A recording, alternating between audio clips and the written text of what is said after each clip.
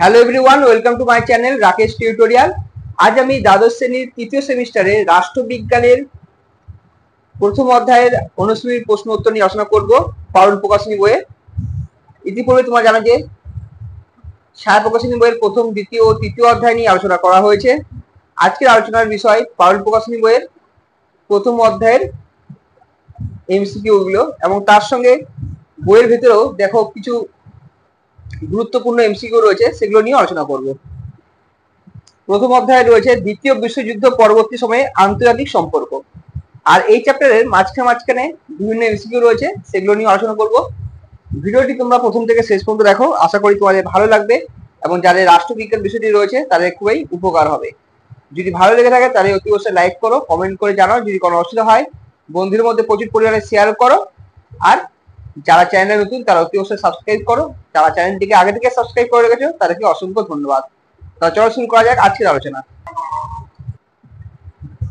First কি রয়েছে দেখো, ঠান্ডা যুদ্ধের সময় যে দুটি দেশ প্রধান শক্তিধর হিসেবে প্রতিদ্বন্দ্বিতা করেছিল তা হলো মার্কিন যুক্তরাষ্ট্র এবং সোভিয়েত ইউনিয়ন।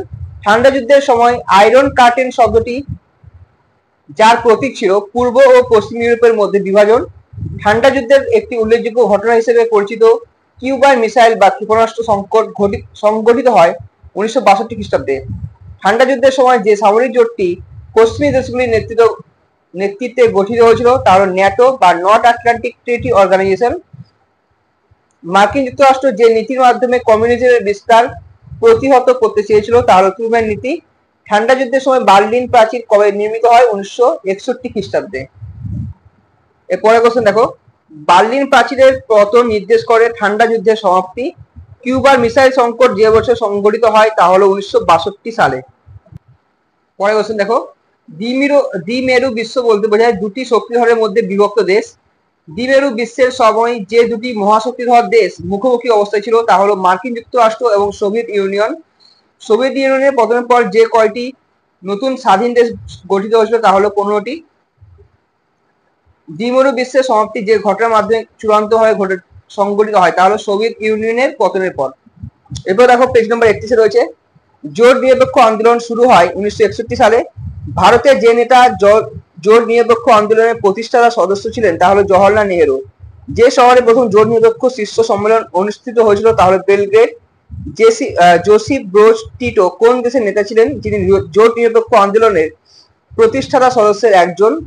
উত্তর হবে যুগোস্লাভিয়া। জোট নিরপেক্ষ আন্দোলনের প্রধান লক্ষ্য ছিল মহাশক্তিধর দুই দেশের প্রভাব থেকে দূরে থাকা। কোওয়ামে এনক্রুমাহ যে দেশের জোট নিরপেক্ষ আন্দোলনের নেতা ছিলেন তা হলো ঘানা। পরে কোশ্চেন দেখো, নেটো ছিল একটি পশ্চিমী দেশগুলির সামরিক জোট। ইউরোপীয় ইকোনমিক কমিউনিটি বা ইইসি যা হয়ে উঠেছিল ইউরোপীয় ইউনিয়ন। মহাকাশ প্রতিযোগিতা শুরু হয়েছিল যে দেশের মধ্যে? যুক্তরাষ্ট্র ও সোভিয়েত ইউনিয়নের মধ্যে। পরে বলছেন 1989 সালে বার্লিন প্রাচীর পতনের ফলে যা ঘটেছিল পূর্ব ও পশ্চিম জার্মানির পুনর্মিলন। ঠান্ডা যুদ্ধের সময় যে সংকট সবচেয়ে বিপজ্জনক ছিল তা হলো কিউবার মিসাইল সংকট। আফগান যুদ্ধ যে দেশের পতনের কারণ ছিল? Soviet union. মহাকাশ প্রতিযোগিতা ঠান্ডা যুদ্ধের সময় যে রূপ ছিল? প্রযুক্তিগত প্রতিযোগিতা। কোরিয়া যুদ্ধ শুরু হয়েছিল 1950 সালে। বার্লিন সংকট ঘটেছিল 1948-49 সালে। পেরেস্ট্রেকার অর্থ হলো পুনর্গঠন। জোট নিরপেক্ষ আন্দোলনের প্রধান উদ্দেশ্য ছিল স্বাধীনতা ও সার্বভৌমত্ব বজায় রাখা। জোট নিরপেক্ষ আন্দোলন শুরু হয়েছিল 1955 সালে। পরে কোশ্চেন, জোট নিরপেক্ষ আন্দোলনের বর্তমানে মোট সদস্য রাষ্ট্র রয়েছে 120টি। বান্দুন সম্মেলনের প্রধান উদ্দেশ্য ছিল নিরপেক্ষতার উপর গুরুত্ব। সোভিয়েত ইউনিয়নের যে সমস্যাগুলি স্নেহ যুদ্ধের অবসান ঘটাতে সাহায্য করেছিল? অর্থনৈতিক দুর্বলতা ও প্রশাসনিক জটিলতা। গ্লাসনোস্ট নীতির মাধ্যমে সোভিয়েত ইউনিয়নে যা প্রতিষ্ঠিত হয়েছিল? মুক্ত বক্তব্য ও মত প্রকাশের স্বাধীনতা। পেরেস্ট্রেকার নীতির মাধ্যমে সোভিয়েত ইউনিয়ন যা ঘটেছিল? অর্থনৈতিক পুনর্গঠন ও বেসরকারীকরণ। ডেটাত কথার অর্থ হলো উত্তেজনা প্রশমন। সুয়েজ সংকটের সময় মিশরের রাষ্ট্রপতি ছিলেন আবদেল নাসের। ঠান্ডা যুদ্ধের সমাপ্তির ফলে যা ঘটে? একক মহাশক্তি হিসেবে যুক্তরাষ্ট্রের আবির্ভাব। দ্য কোল্ড ওয়ার গ্রন্থের রচয়িতা ছিলেন ওয়াল্টার লিপম্যান।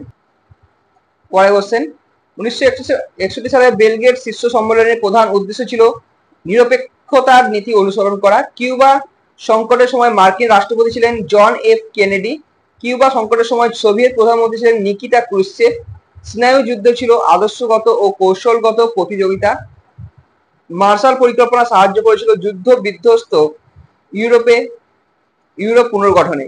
উপনিবেশবাদ বিরোধী আন্দোলন যেখানে তীব্র হয়েছিল তা হলো এশিয়া, আফ্রিকা ও লাতিন আমেরিকা। যে জোটটি পশ্চিম দেশগুলি ছিল তা হলো ন্যাটো। পরে বলছেন জোট নিরপেক্ষ আন্দোলনের প্রধান বৈশিষ্ট্য ছিল আদর্শগত নিরপেক্ষতা। কোরিয়া যুদ্ধের সময় যুক্তরাষ্ট্র যাকে সমর্থন করেছিল তা হলো দক্ষিণ কোরিয়াকে। যুক্তরাষ্ট্র করেছিল দক্ষিণ কোরিয়া আর সোভিয়েত ইউনিয়ন করেছিল উত্তর কোরিয়াকে। 1987 সালে গর্বাচেভ ও রেগান যে চুক্তি স্বাক্ষর করেছিলেন তা হলো INF চুক্তি। জোট নিরপেক্ষ আন্দোলনের যে সম্মেলনে 10টি নীতি গৃহীত হয় তা হলো বান্দুন সম্মেলনে। এবার দেখো রয়েছে যে স্তম্ভ মেলানো A আর B স্তম্ভ, যেমন বার্লিন সংকট হয়েছিল 1948-49 খ্রিস্টাব্দে। কোরিয়া যুদ্ধ হয়েছিল 1950 সালে। কিউবার মিসাইল সংকট হয়েছিল 1962 সালে। ভিয়েতনাম যুদ্ধ হয়েছিল 1955 থেকে 1975 সাল পর্যন্ত। এখানে হচ্ছে অপশন সি হচ্ছে সঠিক উত্তর।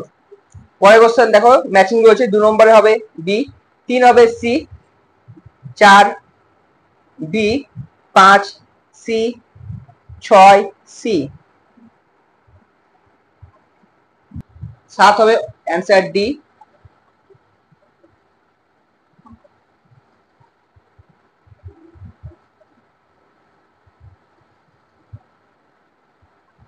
এখানে সালগুলো দিচ্ছে কোনটা কোন সাল, সেগুলো তোমাদের ভালোভাবে পড়তে হবে।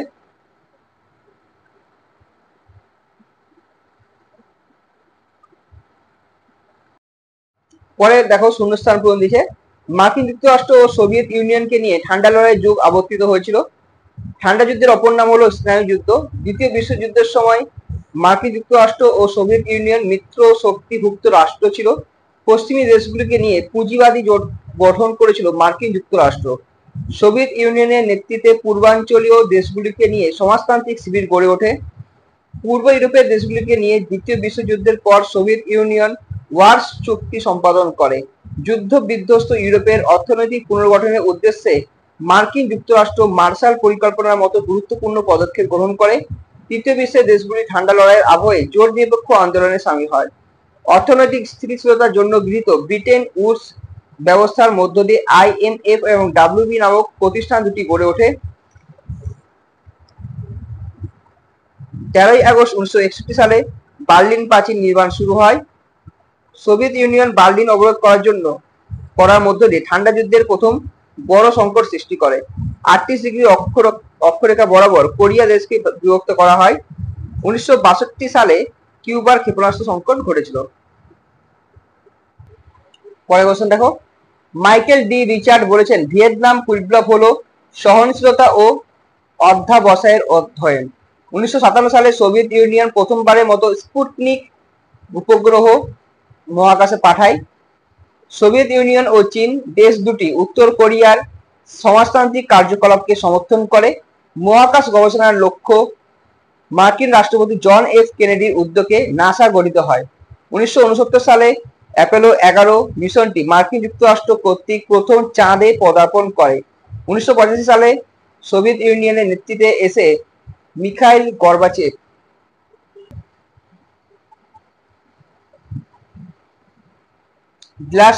গ্লাসনস্ট এবং পেরেস্ট্রোকা নীতি দুটি গ্রহণ করেন। গ্লাসনস্ট এবং পেরেস্ট্রোকা শব্দ দুটি রাশিয়ান শব্দ। 1991 সালে সোভিয়েত ইউনিয়নের পতন ঘটে। মার্কিন যুক্তরাষ্ট্র দ্বিতীয় বিশ্বযুদ্ধে প্রথমবারের মতো জাপানের হিরোশিমা ও নাগাসাকি শহরের পরমাণু বোমা নিক্ষেপ করে পরমাণু যুগের সূচনা করে জাপান। ঠান্ডা যুদ্ধকে প্রক্সি ওয়ার বা প্রক্সি যুদ্ধ বলা হয়।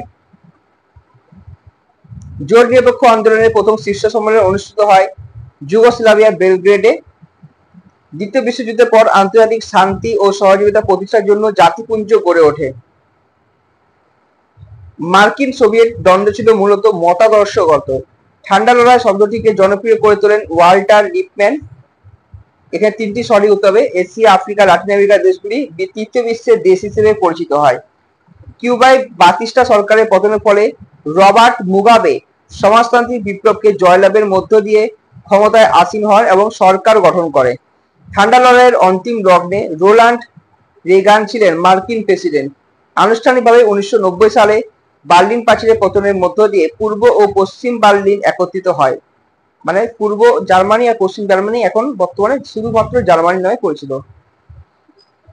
1979 সালে আফগানিস্তানে সোভিয়েত আগ্রাসনের ফলে শুরু হয় আফগান যুদ্ধ। নেক্সট দেখো, ঠিক বা ভুল অনুযায়ী সঠিক বিকল্পটি নির্বাচন করো। 4টে এখানে অপশন দিয়েছে। পরে কোশ্চেন দেখো, কিউবার মিসাইল সংকট 2 মহাশক্তিধর দেশের তৎপরতার উদাহরণ। কারণ 4টে অপশন দিয়েছে। 3 এখানে 4 ঠিক হবে এবং 1 3 ভুল হবে। একই হবে 3 নম্বর অপশন সি, 4 হবে অপশন সি, 5 অপশন সি হবে। এখানে 1 2 3 ঠিক এবং 4 ভুল। এবার বিবৃতি রয়েছে সে একই হবে, দুটো একটা বিবৃতি দিয়েছে। কারণ দিয়েছে যে বার্লিন সংকট ঠান্ডা যুদ্ধের প্রাথমিক পর্যায়ে একটি গুরুত্বপূর্ণ ঘটনা ছিল। কারণ কি, কিউবার মিসাইল সংকট 1962 সালে বিশ্বকে পারমাণবিক যুদ্ধের দ্বারপ্রান্তে নিয়ে এসেছিল। তাহলে কি এখানে এখানে সঠিক উত্তর কোনটা হবে? এখানে হবে এ এবং আর উভয় সত্য, কিন্তু আর এর সঠিক ব্যাখ্যা নয়। মানে এই দুটোই কিন্তু সঠিক উত্তর, ঠিক আছে, কিন্তু হলেও কিন্তু এটার সঙ্গে এটা কোনো রিলেটেড নয়। ফলে এখানে হবে অপশন বি। যেমন ধরো এখানে এ এবং আর উভয় সত্য, এখানেও দিচ্ছে উভয় সত্য, কিন্তু যদি বলা হয় সঠিক ব্যাখ্যা মানে এটার জন্য এটা হয়েছে বা এটার জন্য এটা হয়েছে, তাহলে কিন্তু উপরে অ্যান্সারটা হতো। যেহেতু এটা দুটোই সত্য কিন্তু কোনটার সঙ্গে কোনটা রিলেটেড নয় বা কোনো ব্যাখ্যা ঠিক নয়। বার্লিন হচ্ছে জার্মানিতে, কিউবা হচ্ছে অন্য জায়গায়। ফলে মিসাইল সংকটের সঙ্গে বার্লিন সংকট ঠান্ডা যুদ্ধের যেটা গুরুত্বপূর্ণ পদক্ষেপ বা গুরুত্বপূর্ণ ঘটনা কোনো রিলেশনশিপ নেই। ঠিক এইভাবে তোমাদের বুঝে বুঝে করতে হবে। 2 এর বি, 3 এর বি, 4 এ, 5 বি, 6 ডি, 7 বি। এবার দেখো দিয়েছে কেস বেসড ভিত্তিক প্রশ্ন, মানে হচ্ছে এরকম পড়তে পুরো যেমন এটা বলেছে। দেখো, দ্বিতীয় বিশ্বযুদ্ধের পর আন্তর্জাতিক সম্পর্কের প্রেক্ষাপটে বিশ্ব রাজনীতি নাটকীয়ভাবে পরিবর্তিত হয়েছিল। জানো এটা যে দ্বিতীয় বিশ্বযুদ্ধের পরে চেঞ্জ হয়েছিল। যুদ্ধের ধ্বংসযজ্ঞ এবং মানবিক বিপর্যয়ের পর বিশ্বের দেশগুলি নতুনভাবে একত্রিত হতে বাধ্য হয়েছিল। এটা জানো যে সব দেশ একত্রিত হতে বাধ্য হয়েছিল একটি স্থায়ী এবং স্থিতিশীলতা বজায় রাখতে। এই সময় রাষ্ট্রসংঘ গঠিত হয়, যা বৈশ্বিক সংহতি এবং সহযোগিতা বৃদ্ধির একটি নতুন প্ল্যাটফর্ম সরবরাহ করে। এই সময়ে দুটি প্রধান শক্তি মার্কিন যুক্তরাষ্ট্র এবং সোভিয়েত ইউনিয়ন বিশ্ব রাজনীতিতে প্রভাব বিস্তার করে। এটাও জানো যে বিশ্বযুদ্ধের পরে দুটি বিবদমান পক্ষে বিভক্ত হয়ে গেছিল, একদিকে মার্কিন যুক্তরাষ্ট্র, একদিকে সোভিয়েত ইউনিয়ন। এই দুটি দেশের মধ্যে শুরু হয়েছিল স্নায়ুযুদ্ধ, যা প্রকৃত যুদ্ধ নয় বরং আদর্শগত এবং কৌশলগত প্রতিযোগিতার একটি রূপ। স্নায়ুযুদ্ধের সময় বিশ্ব দুইটি শিবিরে বিভক্ত হয়ে পড়েছিল। পুঁজিবাদী যুক্তরাষ্ট্রের নেতৃত্বে পশ্চিমী দেশগুলি এবং সমাজতান্ত্রিক সোভিয়েত ইউনিয়নের নেতৃত্বে পূর্বাঞ্চলীয় দেশগুলি। এখানে কি বলে কোশ্চেন, দ্বিতীয় বিশ্বযুদ্ধের পর আন্তর্জাতিক সম্পর্কের পরিবর্তন ঘটে। কারণ এ এবং বি উভয়ই সত্য। যুদ্ধের ধ্বংসযজ্ঞ আর মানবিক বিপর্যয়। রাষ্ট্রপুঞ্জ গঠিত হওয়ার প্রধান উদ্দেশ্য কি ছিল? শান্তি প্রতিষ্ঠা ও বৈশ্বিক সংহতি। স্নায়ুযুদ্ধের সময় বিশ্ব বিভক্ত হয়েছিল দুটি ভাগে, এ এবং বি দুটি ঠিক, পুঁজিবাদী ও সমাজতান্ত্রিক রাষ্ট্র হিসেবে আর পশ্চিমী ও পূর্বাঞ্চলীয় জোট হিসেবে। এবার দেখো একই হবে, 2 হবে অ্যান্সার, পুরো পড়বে পড়ে বুঝবে। 2 অ্যান্সার বি, 1 হবে বি, 2 এর সি, 3 এর এ। 3 সেভাবে পড়তে হবে, কোশ্চেন দিচ্ছে 4ও সেভাবে পড়তে হবে। এখানে একটা জিনিস দেখলাম যে ডায়াগ্রাম এখানে দেয়নি, ঠিক আছে, বাদ বাকি সব দিয়েছিল, সবকিছু ঠিক আছে প্যাটার্ন অনুযায়ী। তাহলে এই ছিল আমাদের আলোচনা। দেখা হচ্ছে নেক্সট ভিডিওয় নতুন কিছু টপিক নিয়ে। আর যারা চ্যানেলটিকে এখনো সাবস্ক্রাইব করনি তারা অতি অবশ্যই সাবস্ক্রাইব করো এবং বন্ধুদের মধ্যে প্রচুর পরিমাণে শেয়ার করো। আর খুব শীঘ্রই আমি তোমাদের দ্বিতীয় অধ্যায় নিয়ে আলোচনা করবো।